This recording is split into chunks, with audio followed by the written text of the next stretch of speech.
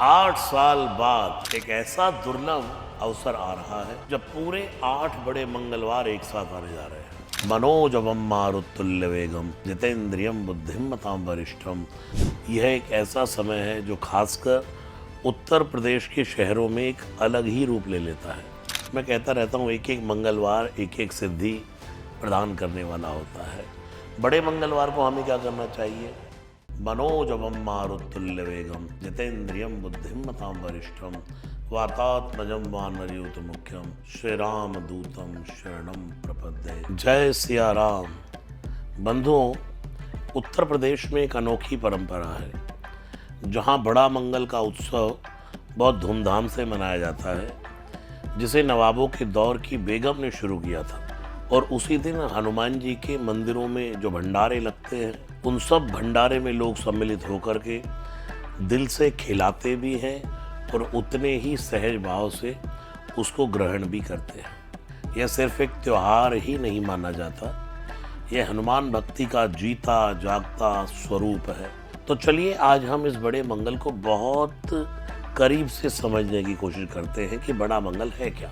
बड़ा मंगल हिंदू पंचांग के अनुसार ज्येष्ठ महीने में आने वाले हर मंगलवार को ही हम बड़ा मंगलवार कहते हैं। हम हनुमान जी की कृपा से पूरी दुनिया में सुंदरकांड के पाठ करते हैं, तो इस बड़े मंगल पर लोगों का इतना रुझान रहता है, इतना लोग उसको चाहते हैं कि हमारे यहाँ सुंदरकांड का पाठ हो बड़े मंगलवार के अवसर पर। इसीलिए इस महीने के हर मंगलवार को ही खास माना जाता है। जैसे उस पहली मुलाकात की याद, यह एक ऐसा समय है जो खासकर उत्तर प्रदेश के शहरों में एक अलग ही रूप ले लेता है। आप देखिए कानपुर, वाराणसी, अयोध्या, प्रयागराज और खासकर लखनऊ में तो बड़े मंगल का सिर्फ मनाना ही नहीं बल्कि उसको लोग अनुभव में महसूस भी करते हैं। मंदिरों में इतनी भीड़ होती है, लेकिन असली दृश्य तो सड़कों पर दिखता है। हर गली में भंडारे, हर चौराहे पर लोग बैठकर भगवान का प्रसाद पा रहे हैं बिना किसी भेदभाव के। और इसी में से एक दूसरा नाम भी सामने निकल करके आता है जिसका नाम है बुढ़वा मंगलवार। इस नाम के पीछे महाभारत की बहुत अद्भुत कथा जुड़ी है। बुढ़वा मंगलवार महाभारत काल की ही बात है। भीम जिन्हें अपनी शक्ति पर महा अहंकार होने लगा, गंधमादन पर्वत की ओर जा रहे एक रास्ते में उन्हें वृद्ध रूप में हनुमान जी दिखाई दिए, जिसको साधारण वानर समझ रहे थे वो, जिसकी पूंछ रास्ते में बीचों बीच फैली हुई थी। भीम ने कहा, ए बंदर, रास्ता छोड़ दो, अहंकार वश। वानर ने बड़ी शांति से श्री हनुमान जी ने उस वृद्ध वानर के रूप में कहा, भाई मैं वृद्ध हूँ, आप ही मेरी पूंछ को हटा करके निकल जाइए। भीम को यह बड़ा आसान लगा। भीम ने सोचा महाबलवान हूँ, हटा देता हूँ बंदर को, क्या दुखी करना। लेकिन जैसे ही उन्होंने पूंछ को उठाने के लिए कोशिश की, उन्हें ऐसा एहसास हुआ कि यह बात वैसी नहीं है जैसी दिख रही है। पूरी ताकत लगा दी भीम ने, फिर भी पूंछ टस से मस नहीं हुई, हिली नहीं। उसी पल उन्हें समझ में आ गया कि यह कोई साधारण वानर है ही नहीं। और तभी हनुमान जी के सामने जाकर के उन्होंने प्रार्थना की कि आप कौन हैं बताइए। तब हनुमान जी अपने असली स्वरूप में आए और कहा जाता है कि वहाँ भीम के अहंकार को समाप्त करने के लिए स्वयं भगवान की प्रेरणा से ही हनुमान जी आए थे, क्योंकि आगे कौरवों के साथ महाभारत का युद्ध होने वाला था और उस युद्ध में सिर्फ ताकत ही काफ़ी नहीं थी। इसी रूप को बुढ़वा हनुमान कहा गया है, यानी कि बूढ़े रूप में हनुमान जी, इसलिए बुढ़वा मंगल। वैसे हनुमान जी कभी बूढ़े नहीं होते हैं।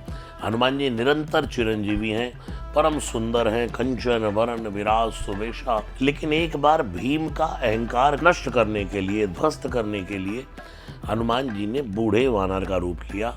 इसलिए उस बूढ़े वानर के अवतार के कारण ही श्री हनुमान जी के इन मंगलवार को हम बुढ़वा मंगलवार के नाम से जानते हैं। लखनऊ, जहाँ यह परंपरा जी जाती है, अगर बड़े मंगलवार को उसके सबसे बड़े रूप में कहीं देखना हो तो वह लखनऊ में दिखाई देता है। मैं लखनऊ बहुत हनुमान जी की कृपा से जाता हूँ। वहाँ लोगों का हनुमान जी के प्रति, सुंदरकांड के प्रति, हनुमान जी के प्रति जो आस्था है वो देखते ही बनती है, क्योंकि उसके पीछे कारण है बड़ा मंगलवार, बुढ़वा मंगलवार। इसका महत्व लोग जानते हैं। आस्था ही नहीं बल्कि इतिहास और अनुभवों से जुड़ी एक जीवंत कथा भी है। सन 1792 से 1802 के बीच अवध के एक नवाब मोहम्मद अली शाह की बेगम रबिया बेगम को यहीं से संतान की प्राप्ति का आशीर्वाद मिला। हालांकि आप सब जानते हैं कि सनातन धर्म का और इस्लाम का कितना अलग प्रचलन है, लेकिन फिर भी हनुमान जी की महिमा सबके लिए अपरंपार है। हनुमान जी सबके लिए समान है। जो हनुमान जी के चरणों में आता है, चाहे वो किसी भी परंपरा को हो, हनुमान जी उसका कल्याण करते हैं। उस बेगम को रात्रि में एक स्वप्न में संकेत मिला था, जिसके बाद उसने इस स्थान से हनुमान जी की एक मूर्ति निकाली। उस मूर्ति को बड़े इमाम बाड़े के पास लेकर के जाकर रखा, लेकिन रास्ते में अलीगंज के पास ही एक बहुत विशाल हाथी अचानक रुक गया और आगे ही नहीं बढ़ रहा। इसे हनुमान जी की इच्छा माना गया और वहीं मंदिर बना दिया गया। एक और कथा में बताया जाता है कि नवाब वाजिद अली शाह की दादी आलिया बेगम जब रोग मुक्त हुई तो यहाँ एक बहुत बड़ा उत्सव मनाया गया और लोगों में इतनी जो खैरात बांटी गई, लोगों को इतने इनाम दिए गए, लोगों को इतनी हीरे मोती जवाहरात बांटे गए। धीरे धीरे यह एक परंपरा बनती चली गई, जहाँ हर साल ज्येष्ठ के महीने को लोगों को भोजन कराया जाने लगा और यही परंपरा आगे चल के बड़े मंगलवार के रूप में पूरे शहर में दिखाई देने लगी।